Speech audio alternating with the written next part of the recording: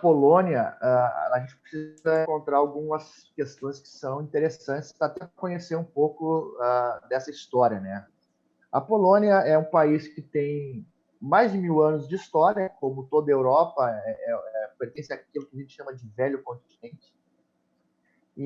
Porém, comemora a sua independência política e etc. a partir de 1918, que é a primeira data importante quando a Polônia realmente tem as suas fronteiras demarcadas, tem a sua autonomia definida, enfim. Isso a gente precisa entender do contexto, até mesmo da cultura das pessoas, da maneira como as pessoas vivem lá, porque durante todo esse tempo foi um lugar de muitas guerras, de muitos conflitos.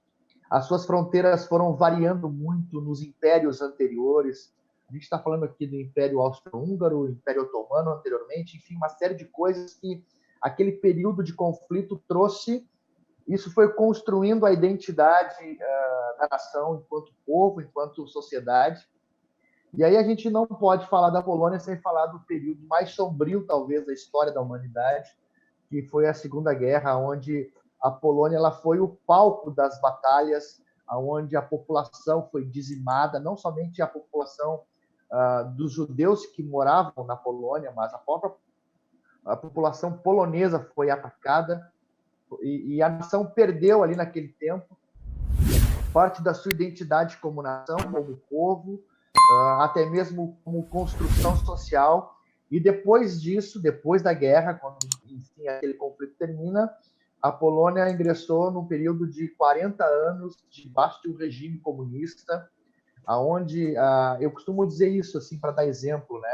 No Brasil, quando você estuda a história da Segunda Guerra e a história desses povos, parece sempre ser a história de um povo distante. Aquele povo de lá passou por isso. Mas quando você convive com as pessoas na nação, você escuta as histórias que é o pai de alguém, é o avô de alguém, é o vizinho de alguém, isso nos impacta de uma forma muito mais profunda, porque são histórias reais de pessoas que estão ali na tua frente. Isso, de certa forma, também influencia na percepção e na maneira como as pessoas lidam com a vida espiritual. Então, a Polônia tem 40 milhões de habitantes hoje, aproximadamente. Como eu falei na apresentação inicial, é um país majoritariamente cristão, católico, apostólico romano. Cerca de 90% da população se declara católico.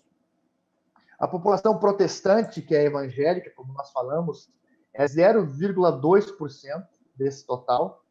A Polônia tem 919 cidades em toda a sua extensão territorial e mais de 500 cidades não tem nenhuma igreja evangélica, não tem um grupo caseiro, não tem uma célula, não tem um culto instituído, sistemático, semanal.